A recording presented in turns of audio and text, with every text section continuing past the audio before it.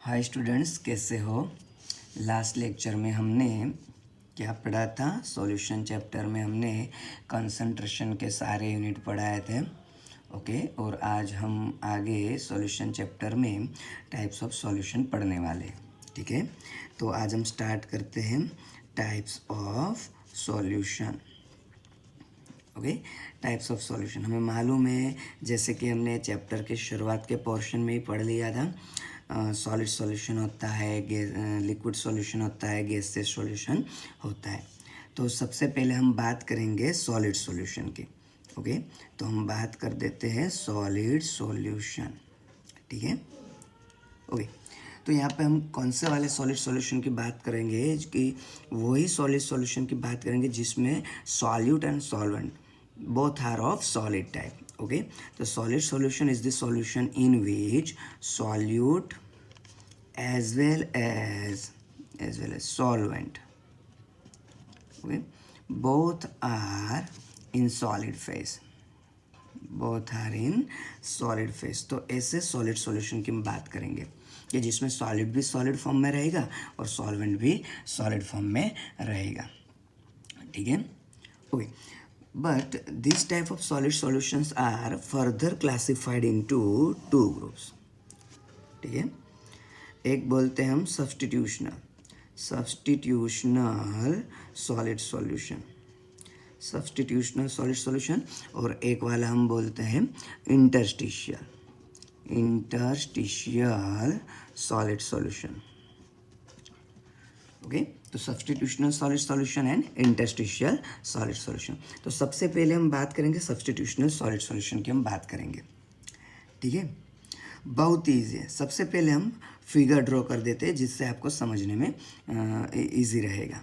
ठीक है, तो ए वाला सॉल्यूशन कब बन पा रहा होता है कि जब solute and solvent particles are of round about equal size. Okay, मान लीजिए अगर सॉल्यूट पार्टिकल है उसकी साइज़ ए है, मान लीजिए ऐसे करके मैं इंडिकेट करता हूँ सॉल्यूट पार्टिकल को, और जो सॉल्वेंट पार्टिकल है वो हम इस तरह से बता देंगे, मान लीजिए एस सॉल्वेंट पार्टिकल है। तो आप देख सकते हो सॉल्यूट एंड सॉल्वेंट पार्टिकल है वो लगभग इक्वल साइज़ के।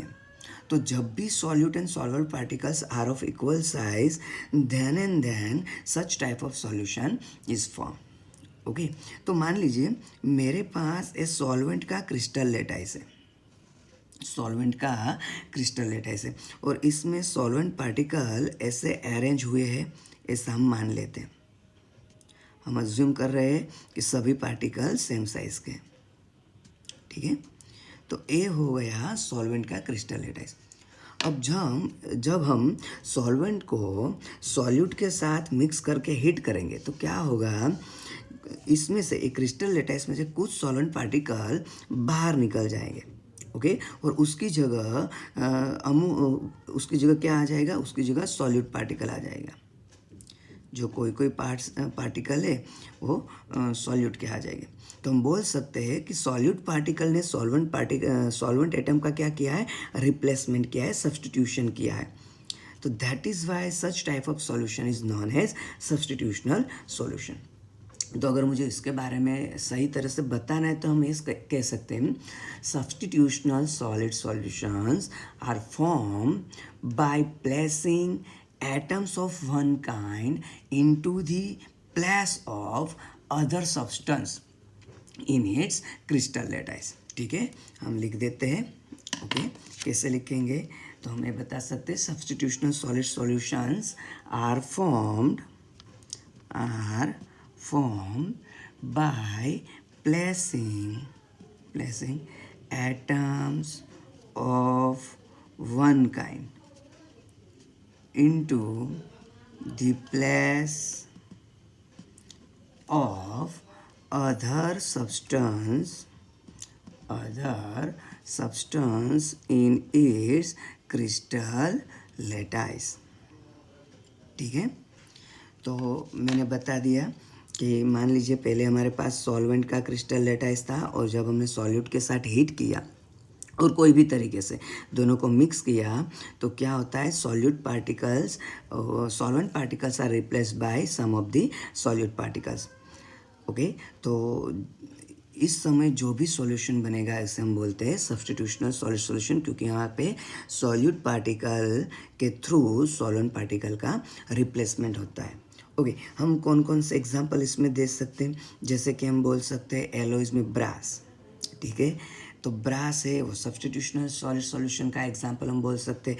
ओके, नो डाउट हम ये भी बोल सकते हैं मोनल मेटल। तो ज़्यादातर जो एलॉयज़ वाले हैं एलॉयज़ वो सब्स्टिट्यूशनल सॉलिड सॉल्यूशन में आते, ठीक है। अब हम बात करेंगे इंटरस्टिशियल सॉलिड सॉल्यूशन। देखिए, सब्स्टिट्यूशनल सॉलिड सॉल्यूशन में हमने क्या बताया था कि जब सॉल्यूट एंड सॉल्वेंट पार्टिकल्स और हम बोल दे कि उसके एटम लगभग इक्वल साइज के होते हैं तो सब्स्टिट्यूशनल सॉलिड सॉल्यूशन बोला जाता है। लेकिन इंटरस्टिशियल सॉलिड सॉल्यूशन में क्या होता है? ओके, तो यहाँ पे solute and solvent particle size में लार्ज डिफरेंस बनता है।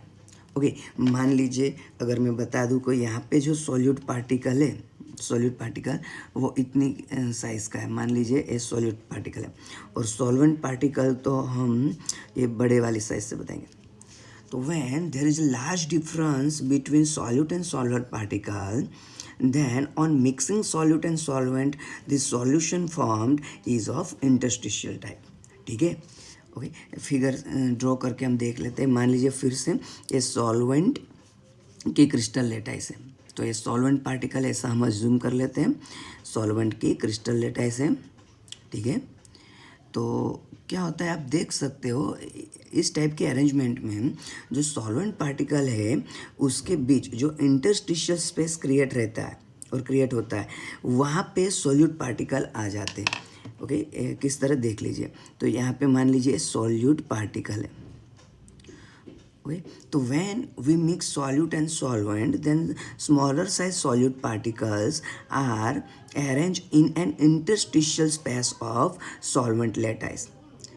Okay, तो such type of solution is said to be interstitial solid solution, ठीक है।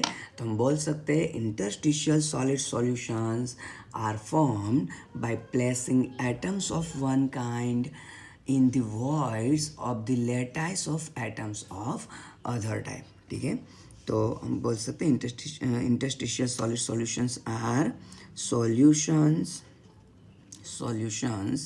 in which